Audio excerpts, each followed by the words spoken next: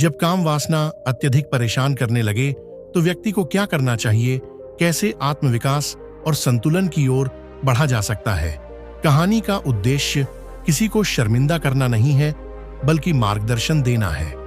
अर्जुन एक 28 वर्षीय युवक था, पढ़ा लिखा, नौकरी पेशा, स्मार्ट और आत्मनिर्भर। बाहर से देखने पर कोई यह नहीं कह सकता था कि अर्जुन भीतर से कितना टूटा हुआ है।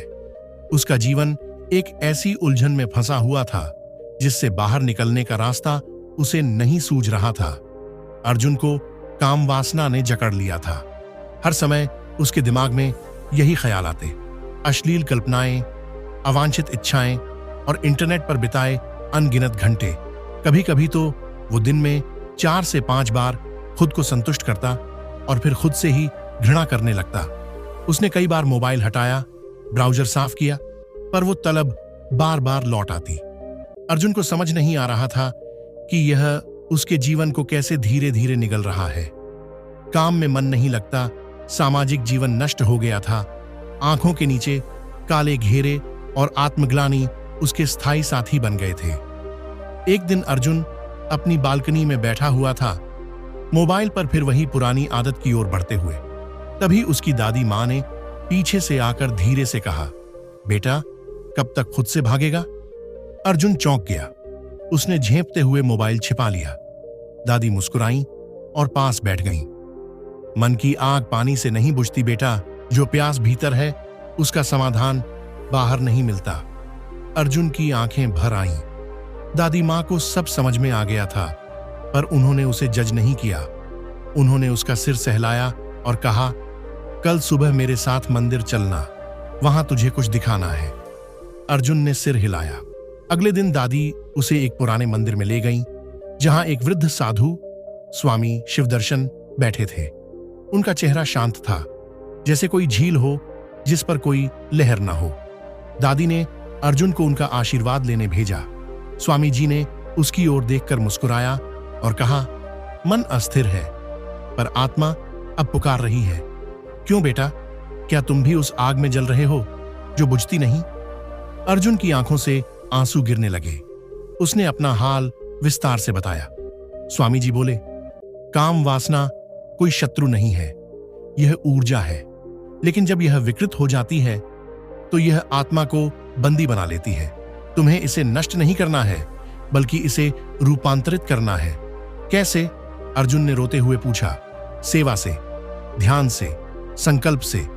जब तुम अपने शरीर और मन को सेवा, ध्यान और संयम में लगाते हो, तब वह ऊर्जा ऊपर उठने लगती है। स्वामी जी ने अर्जुन को कुछ बातें बताईं। 1. ब्रह्मचर्य का अभ्यास। इसका मतलब केवल सेक्स से दूरी नहीं, बल्कि विचारों की शुद्धि और ऊर्जा का दिशा परिवर्तन। 2. प्राणायाम और ध्यान। हर दिन 30 मिनट अनुलोम विलोम, कपालभाति और ध्यान। 5वां, डोपामिन डिटॉक्स, मोबाइल, अश्लील कंटेंट, सोशल मीडिया से दूरी। 6ठा, सृजनात्मक गतिविधि, अपनी ऊर्जा को रचनात्मक कार्यों में लगाना, जैसे लेखन, संगीत, पेंटिंग। 7वां, स्वयं सेवा, हर सप्ताह गरीबों की मदद, मंदिर में सेवा या वृद्धाश्रम जाना। अर्जुन ने इस नए जीवन की शुरुआत की। शुरुआत में बहुत कठिनाई हुई, तलब आती थी, शरीर कांपता था, दिमाग कहता था, एक बार देख लो, कोई नहीं देख रहा। लेकिन अर्जुन ने हर बार खुद से कहा, मैं इससे ऊपर हूं। धीरे धीरे कुछ महीनों में अर्जुन की आंखों में चमक लौट आई। उसकी सोच स्पष्ट होने लगी, चेहरे पर आत्मविश्वास आने लगा। एक दिन वह एक लाइब्रेरी में किताब पढ़ रहा था कि उसकी नजर एक लड़की पर पड़ी। साधारण सी लड़की, आंखों में गहराई लिए। दोनों में बातचीत शुरू हुई। उसका नाम अन्वी था, एक लेखिका। कुछ मुलाकातों के बाद अन्वी ने अर्जुन से पूछा, तुम बहुत शांत दिखते हो, पर तुम्हारी आंखों में संघर्ष है, वो किससे है? अर्जुन ने हिचकिचाते हुए अपनी पूरी कहानी बता दी। अन्वी मुस्कुराई और बोली, जानते हो, हर इंसान के भीतर एक अंधेरा होता है, लेकिन जो उसे स्वीकार करके रोशनी ढूंढता है, वही असली योद्धा है। उनकी बातचीत आगे बढ़ी। अब अर्जुन किसी लड़की को देखकर केवल शारीरिक सोच नहीं करता था। उसके लिए स्त्री अब देह नहीं, दयामयी आत्मा बन चुकी थी। 1 साल बाद अर्जुन फिर से उसी मंदिर में स्वामी शिवदर्शन के पास गया। अब उसकी आंखें स्थिर थीं, चाल में आत्मबल था। स्वामी जी ने मुस्कुराते हुए पूछा, अब क्या हाल है बेटा? अर्जुन ने सिर झुकाकर कहा, मैंने अपनी ऊर्जा को सेवा में लगाया है। अब मैं एक एनजीओ में बच्चों को पढ़ाता हूं, रोज ध्यान करता हूं और खुद को बेहतर बनाता हूं। अब वो पुराना अर्जुन नहीं रहा जो खुद की कैद में था। स्वामी जी ने कहा, अब तू आजाद है क्योंकि तूने खुद को पहचान लिया है।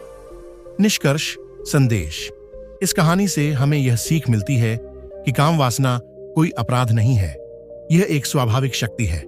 लेकिन जब यह हमें नियंत्रित करने लगे तो हमें उसे समझना और रूपांतरित करना होता है। क्या करें जब काम वासना अत्यधिक परेशान करे? पहला, स्वीकार करें, दबाएं नहीं। दूसरा, रचनात्मक ऊर्जा में बदलें। तीसरा, ध्यान और योग से नियंत्रण पाएं। चौथा, सेवा करें, अपने से बड़े उद्देश्य से जुड़ें। पांचवां, सही संगति और मार्गदर्शन लें। 6, अश्लील सामग्री से दूरी बनाएं। 7, अपने जीवन को उद्देश्य दें। जब इंसान अपने भीतर की ऊर्जा को सही दिशा में लगाता है, तब वो केवल एक सामान्य इंसान नहीं रहता, वो एक साधक बन जाता है। दोस्तों, ये वीडियो आपको कैसा लगा? कमेंट्स करके जरूर बताएं और इसी तरह की वीडियो देखने के लिए मेरे चैनल को सब्सक्राइब और वीडियो को लाइक जरूर करें। धन्यवाद।